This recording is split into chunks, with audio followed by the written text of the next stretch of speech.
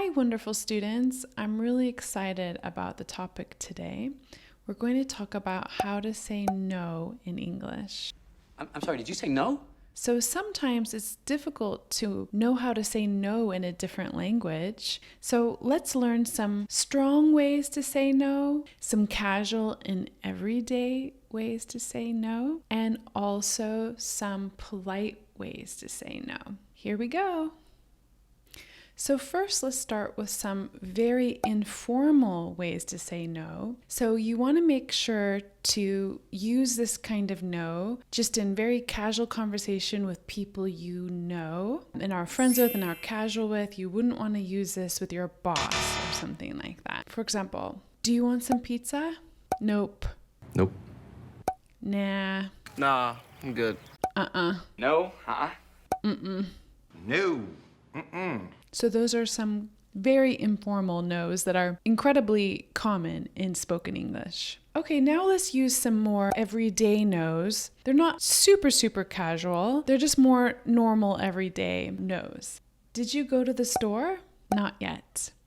Not yet. Did you talk to Susie? Not yet. No, not yet. Not yet? So that means that you haven't talked to them or you haven't done it, but you're going to do it in the future. Are you going shopping? Not right now. Not right now. Are you hungry? Not right now. Not right now, man. Not right now. So that means no in this present moment, but in the future, you probably will. Is it going to rain today? Probably not. Probably not. Probably not. I don't think so. I don't think so.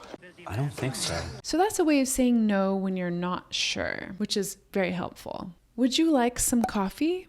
No thanks. Oh, no thanks. No thank you. No, thank you. That's maybe the most simple everyday no there is. Just no thanks. No thank you. Okay, let's talk about some polite phrases. And let's start with the more general phrases for saying no. I wish I could, but... Then you give your reason. I wish I could, but I'm really busy.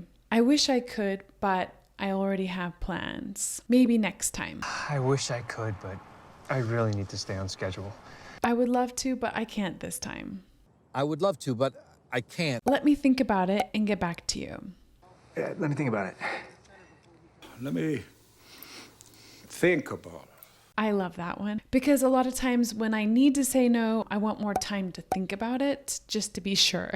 So that's always a good one. If you're not sure what to say, but you think it's going to be no, you could say, let me think about it and get back to you. Now let's talk about how to say no politely to an invitation or an offer. Unfortunately, I can't make it because I already have plans.